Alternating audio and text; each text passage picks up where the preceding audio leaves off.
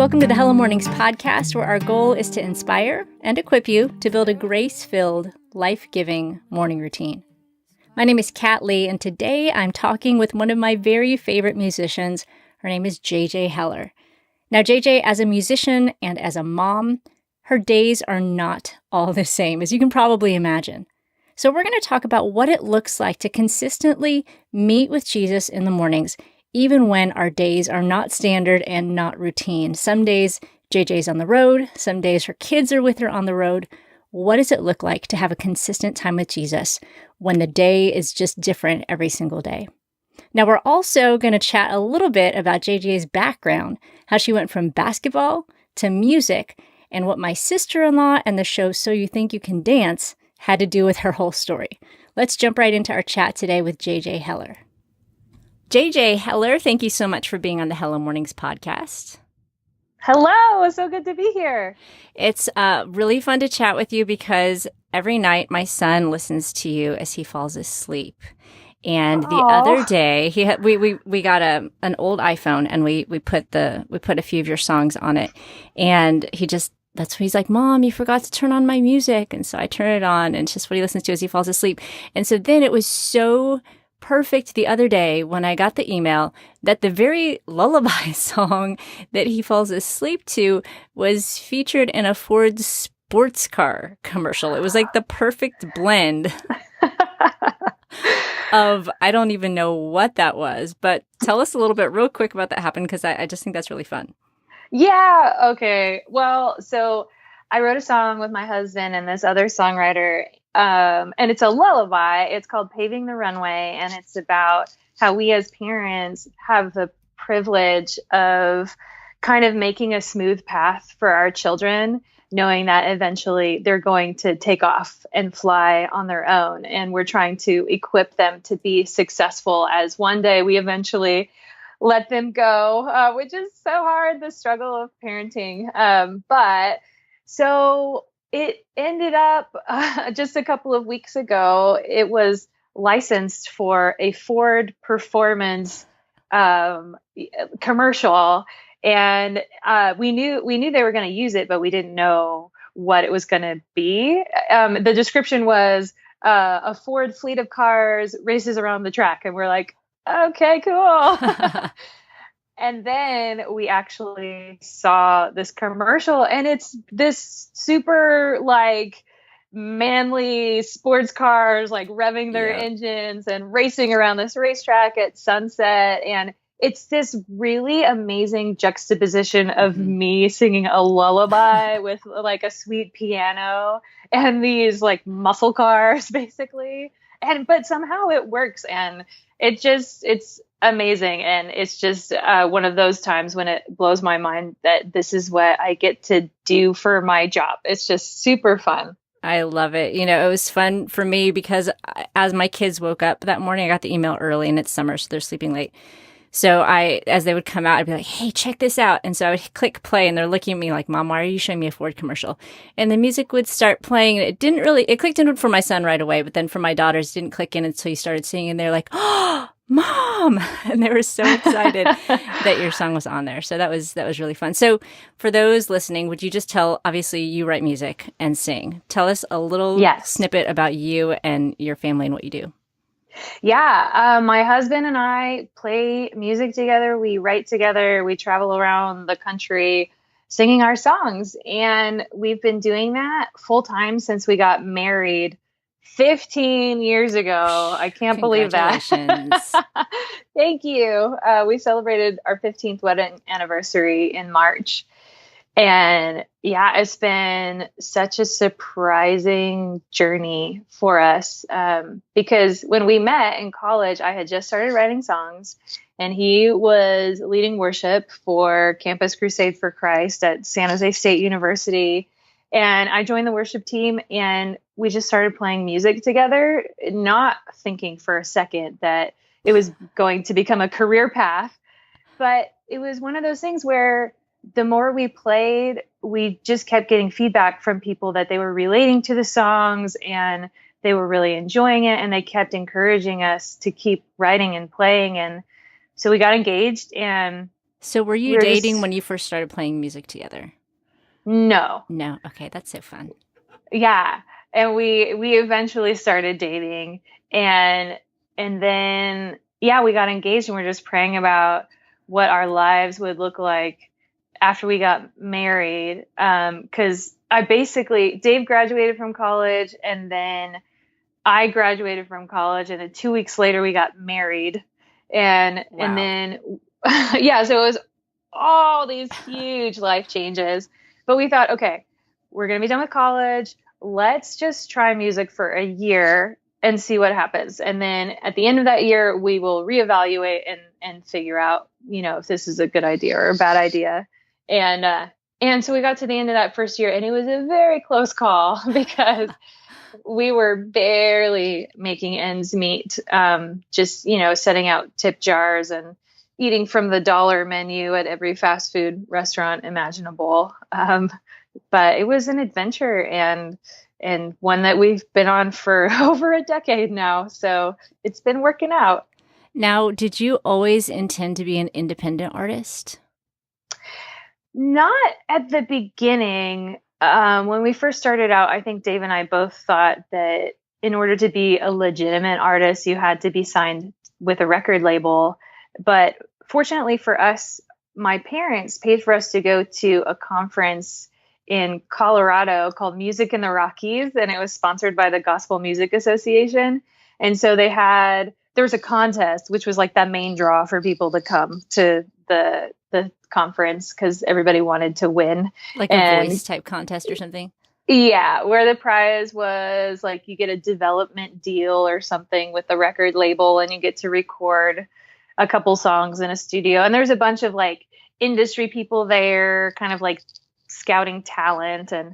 And so, but then there's also all of these breakout seminars and things. And so we got to learn more about the music industry, and we found out that, being a signed artist wasn't all that we thought it would be. I mean, there's definitely benefits, but we just found out that labels are mostly like a big bank who they loan you money to make a record, but then you have to pay it all back eventually. Mm-hmm. And it was just a kind of a reality check for us. And because my husband is so good at business, we realized, I think we could probably do this on our own. And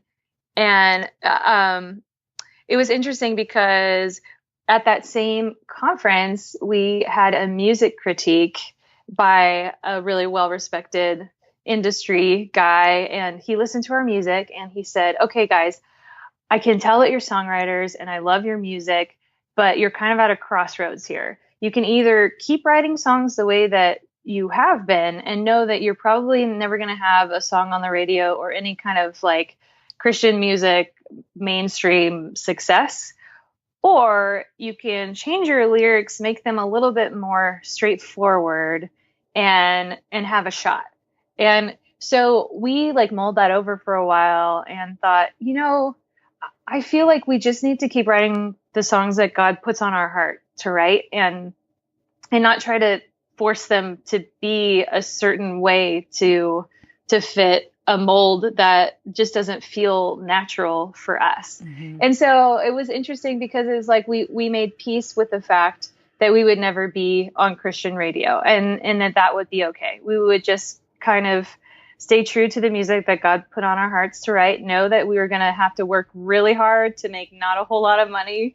But it's the kind of the road that we chose. And so it was so interesting several years later when God had a really big trick up his sleeve for us. Well, let's dive into that since you teased it so well. So let's cut, if we're watching a movie, this is like a cut to a young mom staying up way too late, scouring YouTube and finding these studio videos of this singer-songwriter couple, JJ and Dave Heller.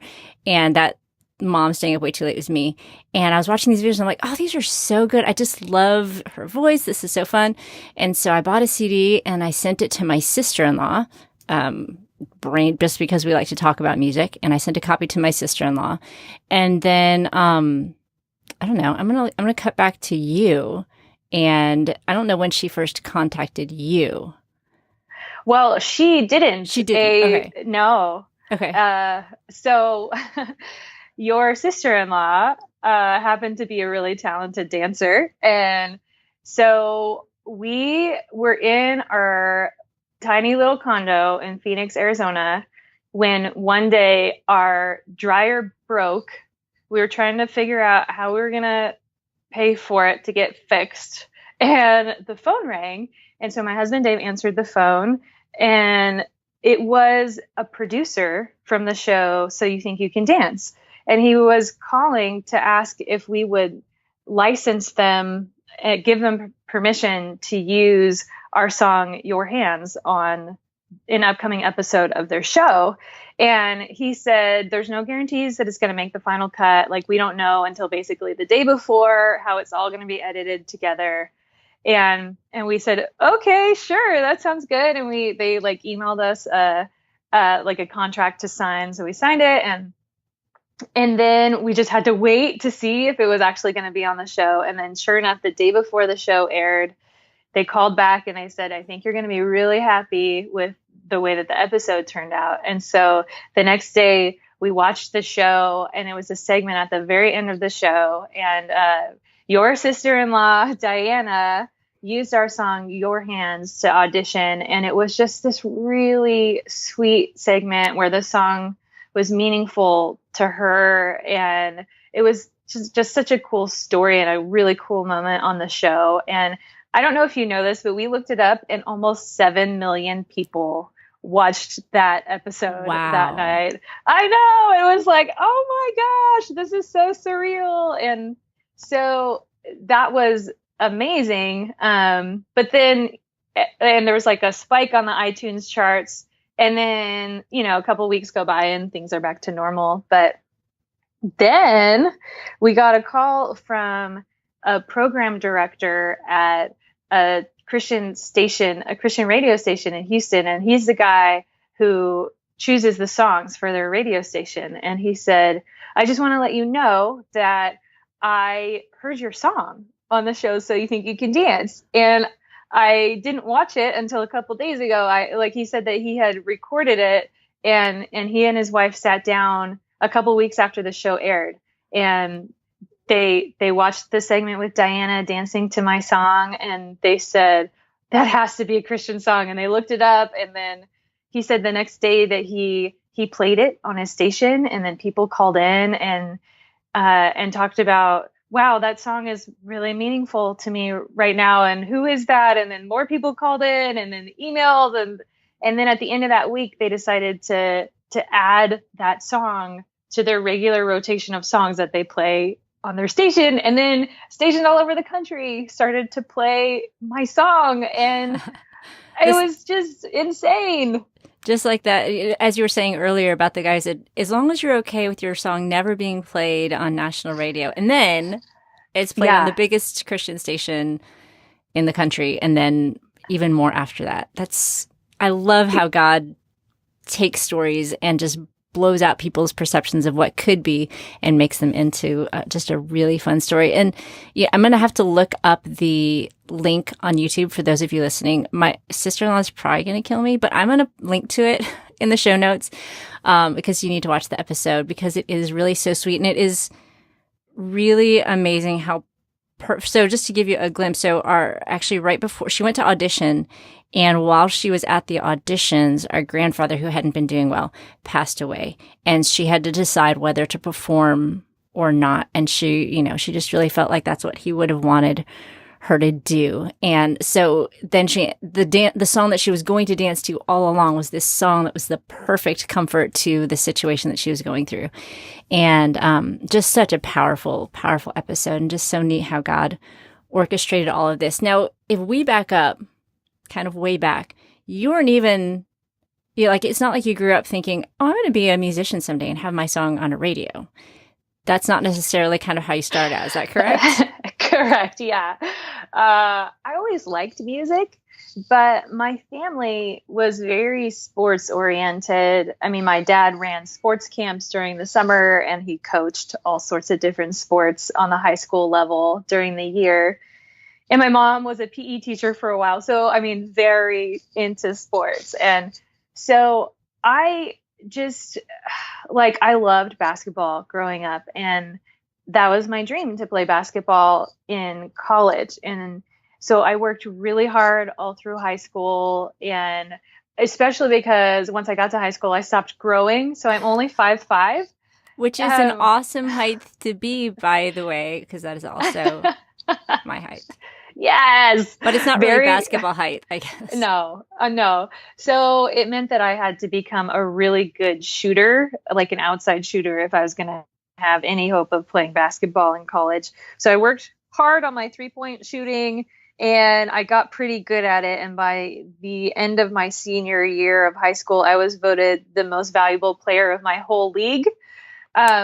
Which mostly got me excited because that meant that I would pretty much be a shoo-in for playing basketball in college. And so I decided to go to a little Christian college in Northern California, and I played basketball my freshman year. And I thought if I work hard enough in college, that maybe by the end of my college career, I might be the MVP of my college league. And as the season progressed, I realized that this dream was not going to come to pass because all of a sudden I could not make a shot if my life depended on it. And I don't even know what happened. It just felt like God was somehow sabotaging my basketball skills. And I was so frustrated. And by the end of the year, I looked at the stats for the team and I had the worst shooting percentage on my entire team.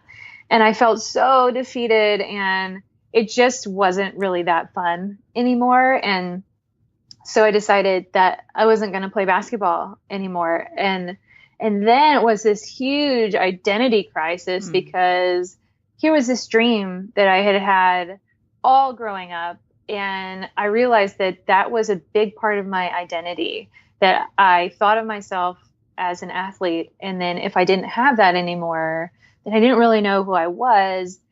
So the following summer, I had the opportunity to go on a trip to Africa through my college to just help at an orphanage and tell people about Jesus. And we were there for 6 weeks. And it was this huge transition time in my life. And so I feel like my heart was just cracked wide open. And man, it's so amazing how, even though it was only 6 weeks out of my entire life, it was such a pivotal time for me. Lots of life-changing things happened. One of those was I learned how to play the guitar. And I wrote my first song with some friends on the trip with me.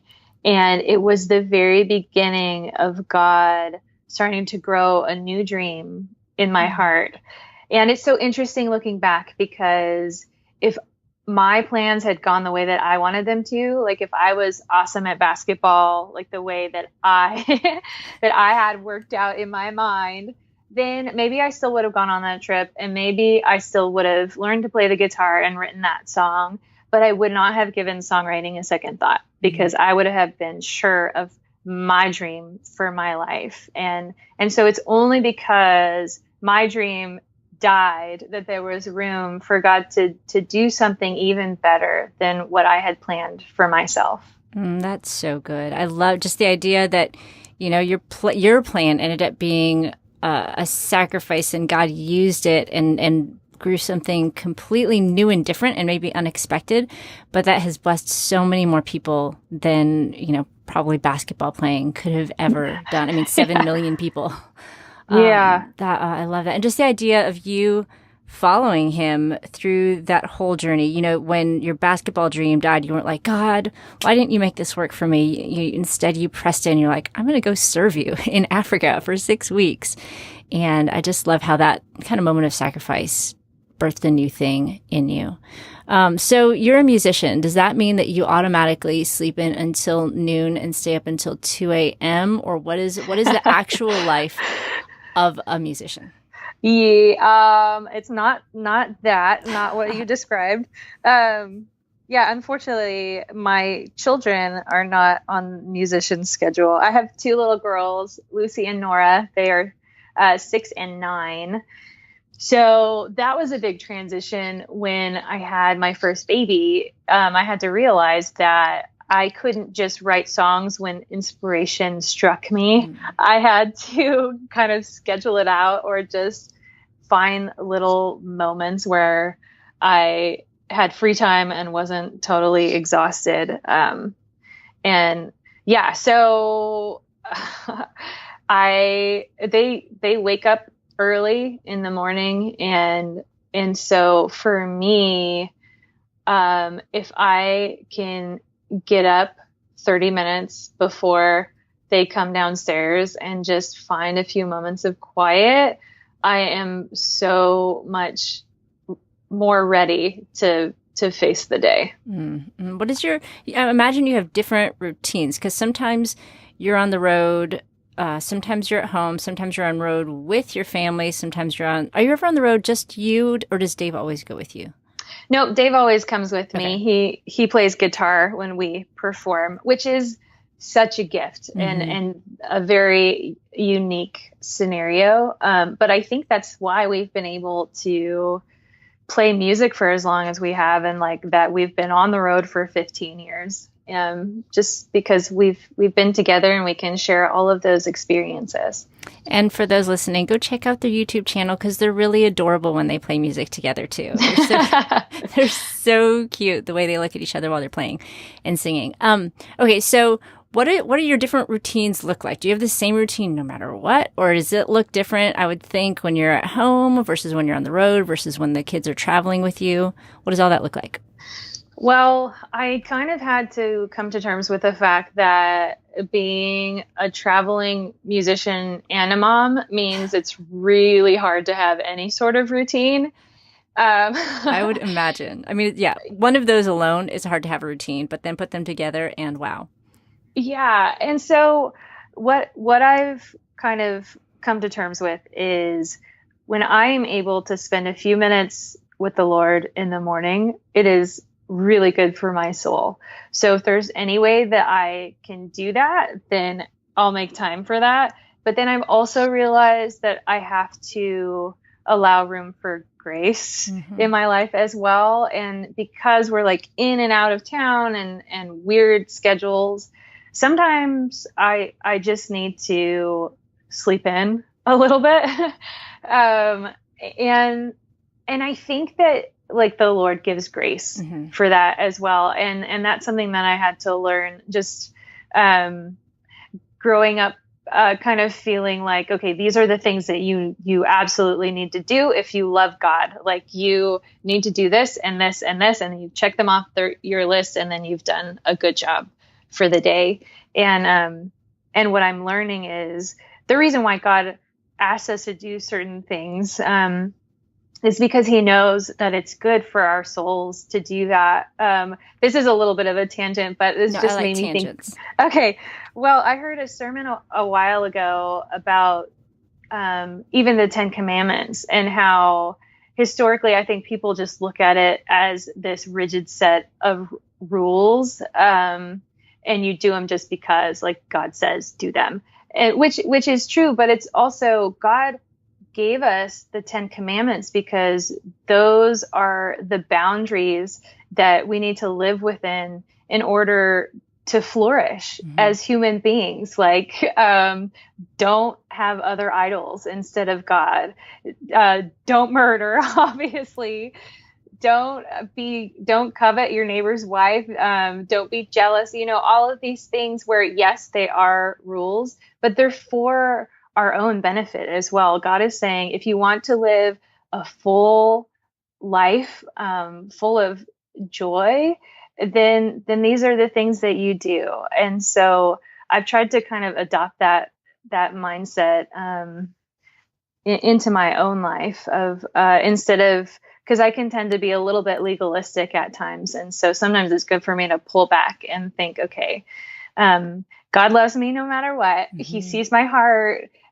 He knows that I'm my heart is to serve him, and just kind of try to allow space for the Holy Spirit to direct me. Like when it's more important to get those extra 30 minutes of sleep, or when it's more important to set that alarm clock and to like be disciplined and to read the Bible or spend some time writing in my prayer journal.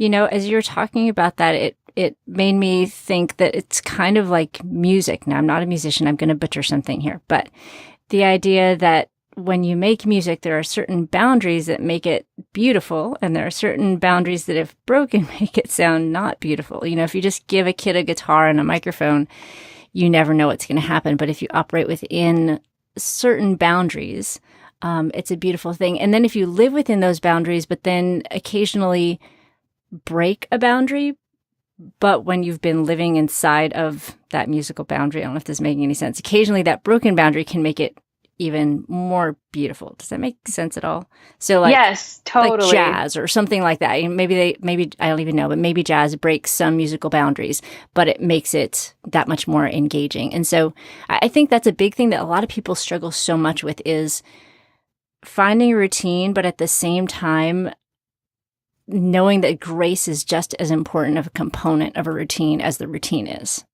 Yeah, for sure. Like I'm in a book club, which I love, and it's kind of more like a glorified small group with a bunch of ladies that I love. It's just an excuse to have meaningful conversation once a week. Do you actually read books? We do. Okay, yes. That's good. I have a book club and we don't. Oh, really? That's amazing.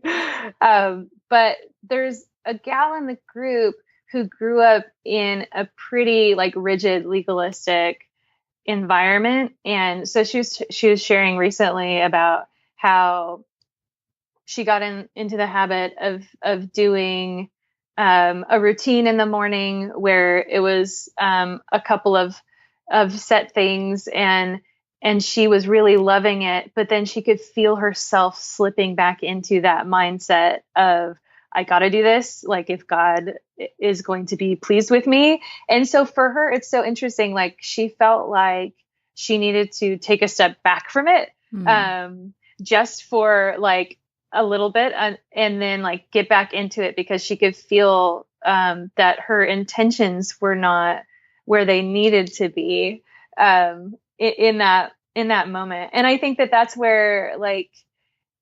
where we can leave room for the Holy Spirit and say, God, what do you want for my soul in this moment? And I feel like sometimes I can just be taking a walk by yourself, if that's a possibility, or just like lying there quietly. But anyway, it's been a growing journey for me just in the past few years of seeing how other people connect with the Lord and how they express their faith, and learning from them instead of just imposing my idea of, well, this is what God wants us to do, Yeah. What are some of those things that you've learned?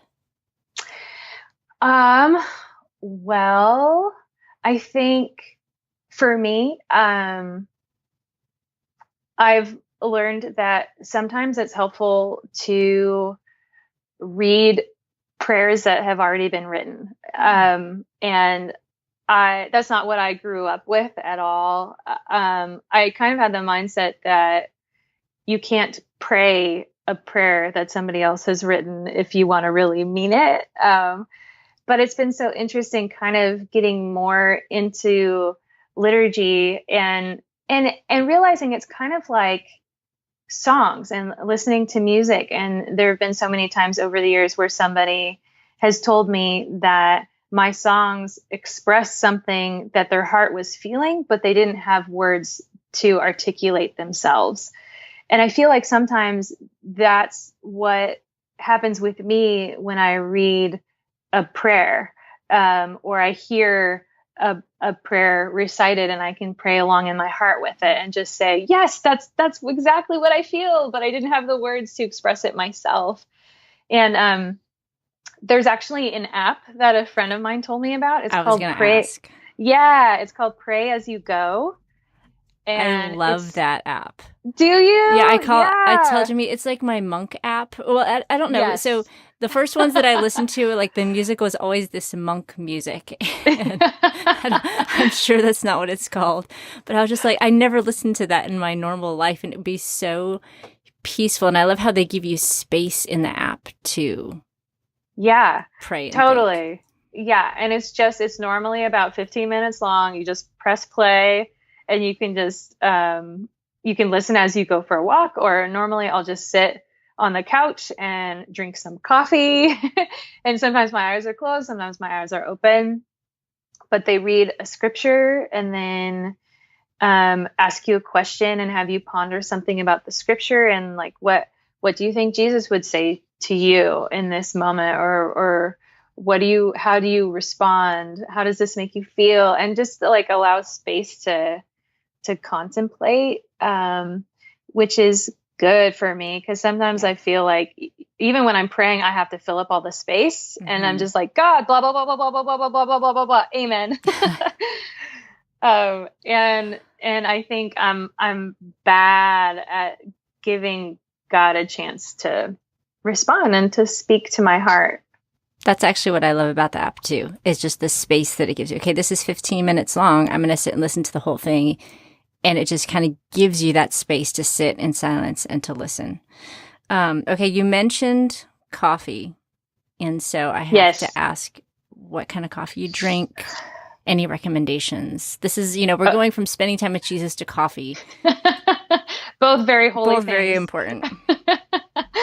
So, I I I don't know if this is a good thing or a bad thing, but Dave and I made a Christmas album 2 summers ago, and I tracked my vocals with a producer who I've never worked with before, and he is amazing. And a big part of his process is before we even like get into the tracking room, we spend like 10 to 15 minutes just talking about how's your day going, and what's going on, and while we're doing that, he uses a French press to make some coffee, and he uses Kona coffee, Okay, I've seen that. and yeah, and then he has this milk frother, and he puts half and half into it, and then like froths the half and half and then puts it on top of the coffee,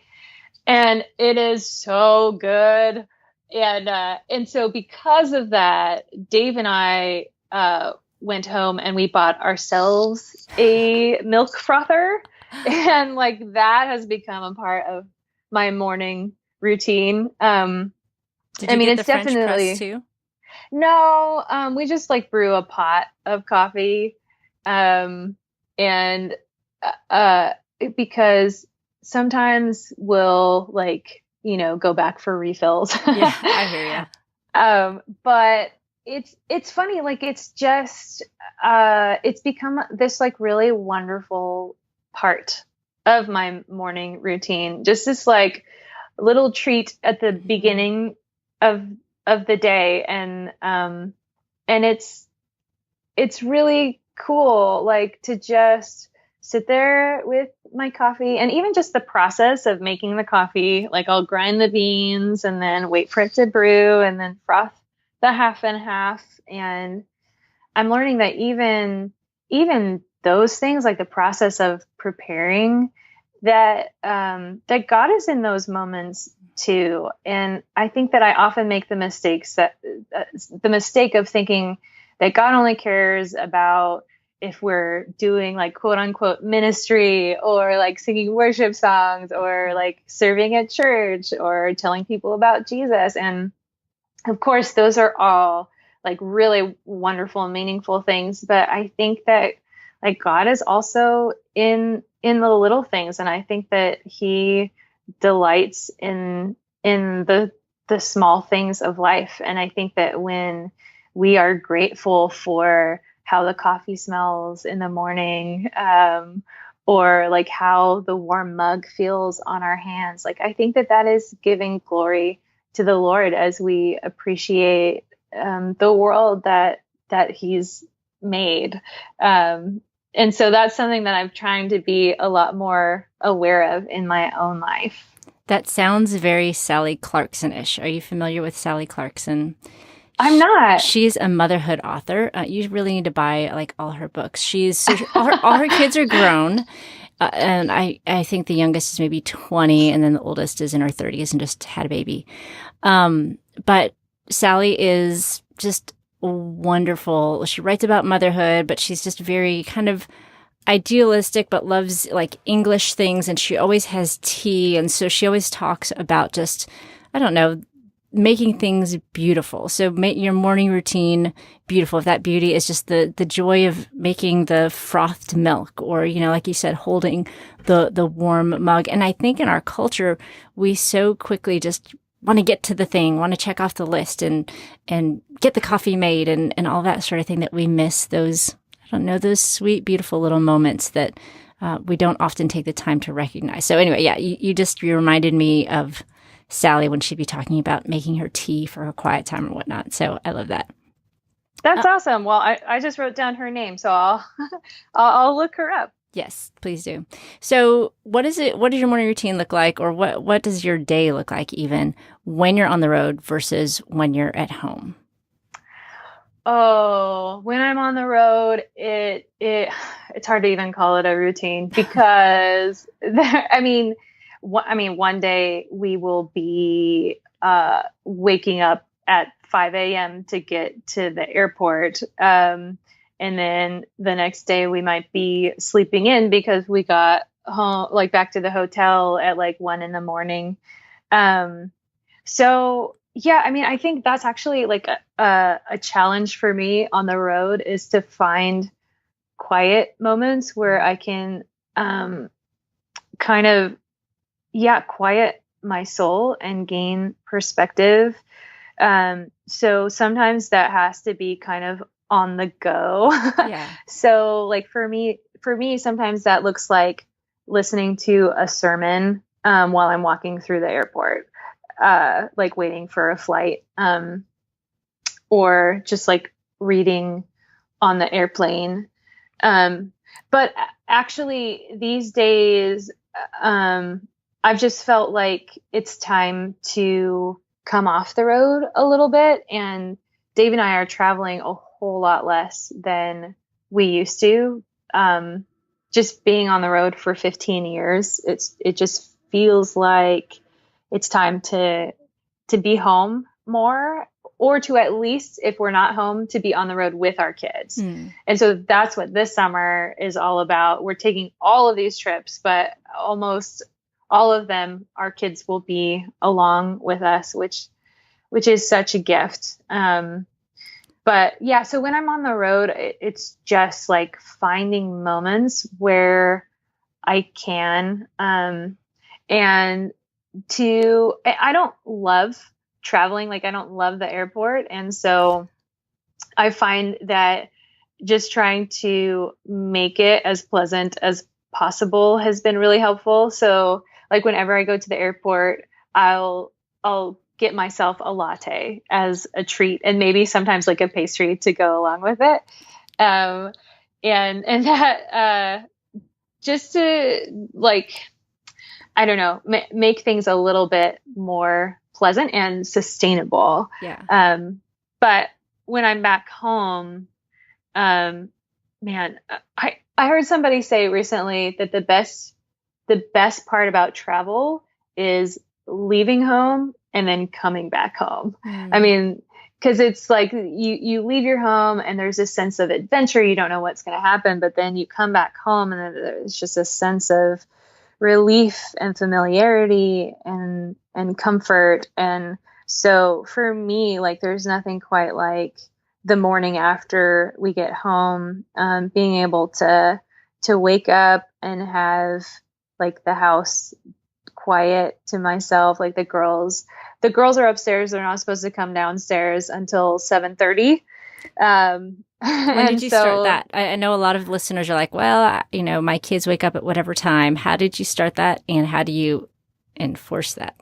Yes. Okay. So here's probably the best part of this entire interview with me. We bought this monkey alarm clock, and I don't think they sell it anymore, but they sell similar ones with like a green light and a red light. It's just basically before your kids are even able to tell time, even on a digital clock, you just set this alarm clock to whatever time you want to. And for us, when they were littler, it was 7 o'clock. And when the monkey's eyes were open, like they could come out of their room and they could come downstairs. But when the monkey's eyes were closed, like they had to stay in their room and stay quiet as much as possible. Did it work? Yes. Yes, I mean we had to enforce it a little bit, but I mean I have been shocked at how they just like okay, like went along with it, and so as soon as they each of them moved out of their crib like into their like big girl bed, they've had this clock in their room. And I remember when our 9-year-old Lucy was little, like she I don't even think she was able to open her door yet at that time. So we would hear her at 7 o'clock say, "Monkey awake, monkey awake." And then we would go to her room and we would open her door and let her out. But yeah, I mean, that in itself, just having that boundary for my kids is such a gift. To be able to know that I can be downstairs at 7 and like reading my Bible and drinking my coffee, knowing that I have 30 minutes until they come downstairs and are ready for breakfast and all of the craziness of the day to ensue. Yeah, and there's just something about knowing that you have the time, knowing that you're not, that interruption isn't imminent. I just think there's something amazing about that. Yeah, for sure. I mean, because I feel that too, like if I get a late start and I only have like 5 minutes, then I mean, it still does something, like it helps in my spirit, but there's something about knowing that there's a little bit of a buffer time to just really get quiet and prepare for the day. That's just such a gift. Yeah. So one thing that I would like to talk about real quickly before we wrap up is, another element of Hella Mornings is move time. So just having the energy to do what God has called us to do. And we usually talk about that in regard to like fitness and eating or working out or whatever. And we all know that that's a really difficult thing to manage when you travel a lot. How do you handle eating well and working out? I don't know if you work out on the road or what, but if you've been doing it for 15 years and I've seen videos of you and Dave, you've obviously managed it well. So do you have some sort of intention in how you eat when you're on the road? Because I imagine you go to places and they just feed you. So do you have any sort of intention with that sort of thing?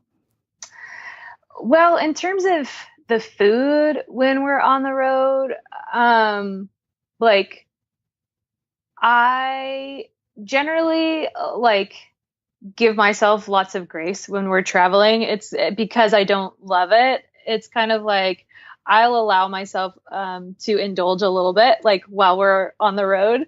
But then I also I'll do a lot of walking in the airport. Like I'll put in my headphones and I'll either listen to music or listen to a sermon or listen to podcasts. And like while we're waiting for our flight, I'll just make laps around the airport. And sometimes I think people might think I'm crazy. They're like, "Oh, there's that lady again walking past me. She must be lost." Yeah. But for me, I mean, it's not just about like, I want to stay fit and look a certain way. It's so much more about overall health and like mental wellness too. To like get a lot of that nervous energy out as well. Like I've had a history of anxiety and panic attacks, and so one of the things that I've learned has really helped me is to like keep my body moving. And so walking is a big part of that. And then I also have a friend who started this amazing ministry called Revelation Wellness. Oh, yeah. Yeah, her name is Elisa Keaton, and she's out of Phoenix, where we used to live. So that was the connection. But she has all of these online videos. So for like a suggested donation of $10 a month, you can get all of these workout videos that are like 30-ish to 40 minutes long, whether it's like cardio dance or like high intensity interval training. And then there's like intermediate and beginner and advanced. And what I love about it is that normally workout videos are like, you can do this, get the body you dreamed of, and, like push it. Her whole approach is like, treat your body well, because it's a gift that God has given you. And when you are healthy, like you can serve him better. And also just like move in joy and freedom. Like often in their workout videos, like the instructor will say like, this is your get to right now. Like you get to move your body, because like God has given you legs that work and like strong arms. And it's just like, it's such a good approach to it. So that I don't get wrapped up in like, oh, I need to like have a 6-pack and I need to look a certain way so that I can wear this like certain outfit. It's moved because God has given you the capability of movement. And in that movement, you're serving him. You're praising the Lord, while you're moving. And it can be really extension of your worship time or a part of it. Totally. And what's so crazy is I think that sometimes we forget how linked like our body, soul, and mind are, like how connected they are. And it's been sometimes in the middle of a workout where like I'll just get this revelation about what I should do, like something that I've been praying about. I just get like really clear direction. Or often at the end of a workout, I'll just kind of feel emotional and like I'll cry sometimes while we're doing the cool down as they're like speaking God's truth over me and reminding me of what scripture says about who God is and who I am. And I feel like my heart is able to receive that because everything is kind of working together, like mind, body, and in spirit. So good. You know, one thing that I feel like has kind of permeated our conversation is maybe even the idea of you could just sort of having a vision of where God is taking you and wanting to follow him, of, even when you're traveling, finding time to spend with him. Even when you're traveling, finding time to move your body and keep it healthy. Even when the whole music industry was kind of about being, getting on a label and that sort of thing, finding a way. And it's just something that has kind of worked out so well for you as you follow the Lord through this whole journey and the persistence of it. And I think that's something that we can all kind of walk away with, that we don't need to, it's not about having a certain prescription of doing this, and that, but just following Jesus. And it might be a way that's very different from the way other people do things, but continuing to follow him and find a way to meet with him, find a way to be healthy for him, finding a way to follow in the plans that he has for us. And I am so glad that you can join us today. And everybody listening, totally check out her music. So I actually used to work at KSBJ. I don't know who was it John Hull that called you? Yes, it was John Hull. Oh, fun.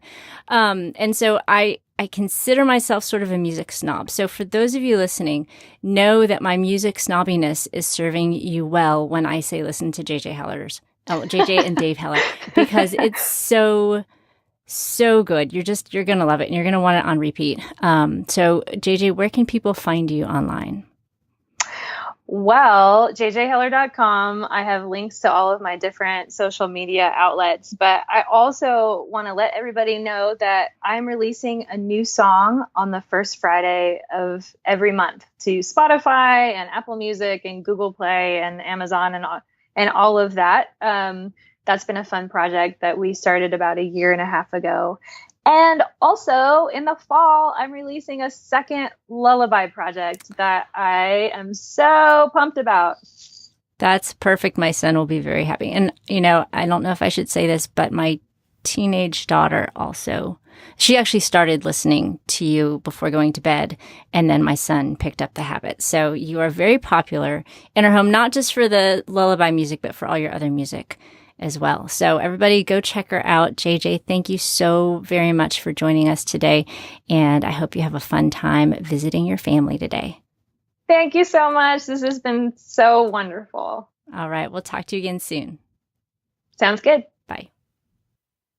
All right. I hope you enjoyed our chat today with JJ Heller. Now, her new lullaby album comes out this week, so be sure to go grab a copy of it wherever you buy music. I want to thank our podcast producer, Sarah Jane, and our editor, Chris Mann from podshaper.com for making this show and all our Hello Mornings podcast episodes happen. Now, if you need more resources for your morning, be sure to check out the Hello Mornings book. You can download the first chapter for free at hellomornings.org/book. And if you want links to anything that we mentioned in the show today, be sure to check out the show notes for this episode over at hellomornings.org. Just click on the link for today's show right there on the homepage. Now, my name is Kat Lee, and I'm so glad that you joined us today, and I'll see you next time on the next episode of the Hello Mornings podcast.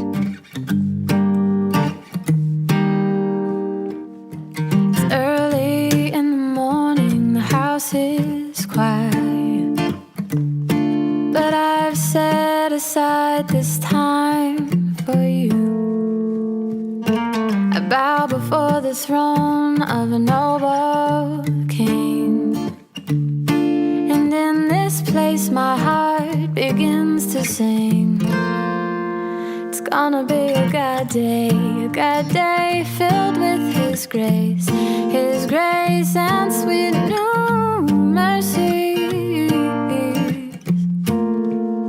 May my thoughts obey Jesus to walk in His way by His Spirit with each breath that I take. It's feeling like a God day. This song is called God Day by Jen Stanbro. You can get your copy at iTunes, Amazon, or jenstanbro.com.